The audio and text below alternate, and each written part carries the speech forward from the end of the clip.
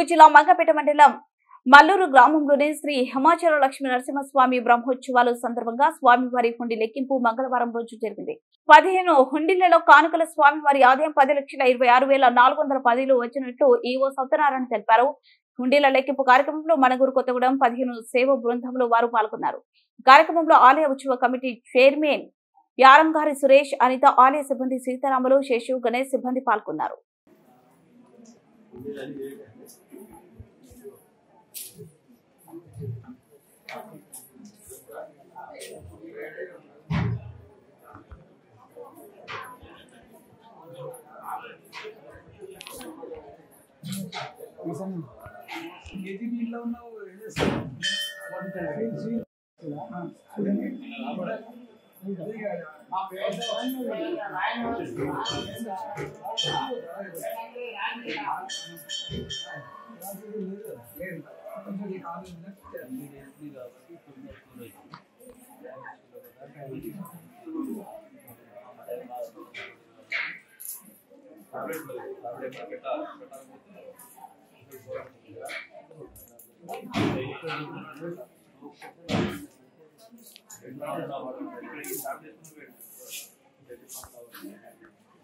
చాలా బిజీ మొత్తం